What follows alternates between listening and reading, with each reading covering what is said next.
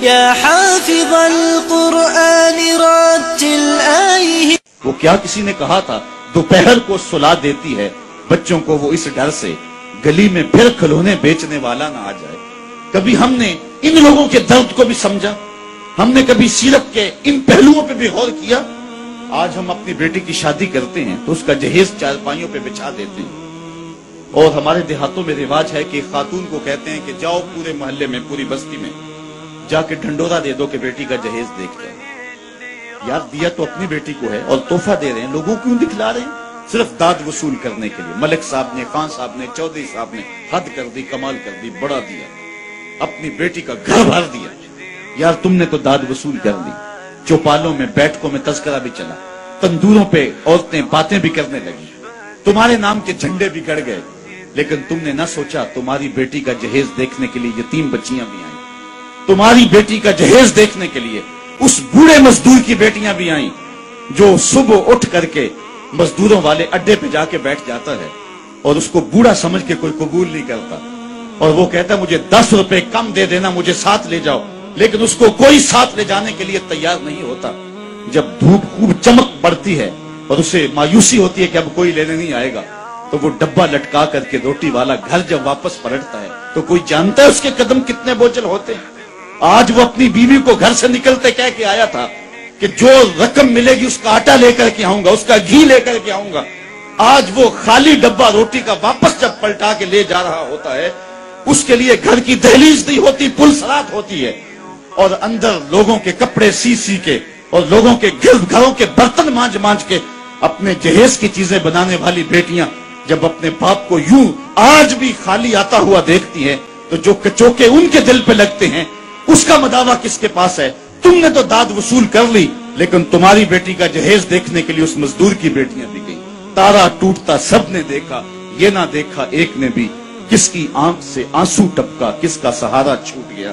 کاش کہ ان درد مندوں کا بھی ہم نے حال پوچھا ہوتا اور ان دکھیوں کے رشتے ہوئے زخموں پر بھی ہم نے مرہم رکھی ہوتی اور حضور کی سیرت کے پیغام کو ہم نے سمجھا ہوتا، اور ہم اپنی معاشرت اور اپنے ارد گرد کے ماحول کے اندر ان چیزوں کو، اپنے محلے اور اپنی گلی کے اندر ان چیزوں کو دیکھا ہوتا.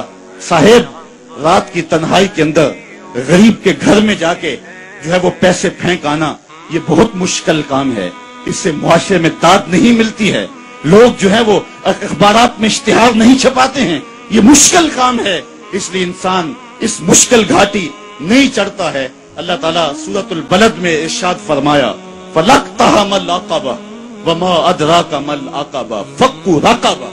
اللہ اکبر. او اطعام فی یوم ذی مسغبہ. یہ مشکل گھاٹی ہے. کسی پھنسے ہوئے کی گردن چھڑانا ہے، کسی لاچار کے کام آنا ہے، کسی دکھی کے کام آنا ہے. میرے اور آپ کے آقا و مولا حضور ختمی المرتبت صلی اللہ علیہ وآلہ وسلم عید پڑھنے جا رہے ہیں، راستے کے اندر ایک یتیم بلکتا بچہ دیکھا. حضور رک گئے، سر پہ شفقت کا ہاتھ رکھا، پوچھا بیٹے آج عید کا دن ہے تم رو رہے ہو؟ کہا میرا باپ فلاں غزوے میں شہید ہو گیا، میری ماں کا سایہ بھی سر پہ نہیں، بھری دنیا میں یہاں میرا کوئی نہیں ہے. دیوار کے ساتھ لگ کے بلک رہا ہے. عیدگاہ میں انتظار ہو رہا ہے، ہزاروں لوگ منتظر ہیں. آقا کریم نے دل جوئی یتیم کو، یتیم کی دل جوئی کو اتنا مقدم سمجھا کہ اس کو لے کے واپس گھر آئے اور آ کے کہا کہ اس کو لباس دیا جائے، اس کو کھانا کھلایا جائے، اور اس کو جیسا حسنین کریمین کو لباس دیا گیا تھا ایسا اس بچے کو پہنایا گیا، کھانا کھلایا گیا. حضور نے احساس محرومی دور کرنے کے لیے مزید اس کے سر پہ شفقت بھرا ہاتھ رکھا اور مسکراتے ہوئے فرمایا کیا بیٹا تو اس بات کو پسند نہیں کرتا کہ محمد تیرا باپ لگے، عائشہ تیری ماں لگے اور فاطمہ تیری باجی لگے؟ اس نے کہا یہ رشتے مل جائیں تو اور کیا چاہیے. کہا آج کے بعد یہ تیرے رشتے ٹھہرے. ایک انگلی سے حسنین کو لگایا ہے، ایک انگلی سے وہ یتیم بچہ ہے. حضور عیدگاہ کی طرف بڑھ رہے ہیں، اور بھی بچے اپنے ماں باپ کے ساتھ جا رہے ہیں. یہ یتیم زبان حال سے کہتا ہے تھا تو یتیم، لیکن یتیمی کا مزہ آ گیا، مصطفیٰ کی انگلی تھام کے جا رہا. تو حضور علیہ السلام کی سیرت جب نسل نو کے سامنے رکھیں،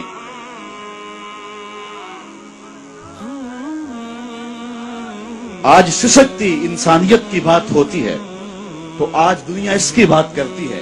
تو آئیے اپنے آقا کی سیرت کو اس روپ کے اندر دیکھیں اور پڑھیں اور اس کی خوشبو کو پھیلائیں اور نسل نو کو بتائیں کہ آقا کریم علیہ الصلوۃ والسلام کس طرح دکھیوں کے درد بانٹنے والے تھے اور لاچاروں، یتیموں اور مسکینوں کے کس طرح کام آنے والے تھے.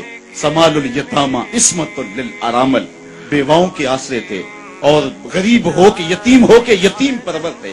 یہ 9 سال کی عمر ہے حضور کی، اس وقت کہا جا رہا ہے حضور کے لیے سمال الیتامہ، یتیموں کا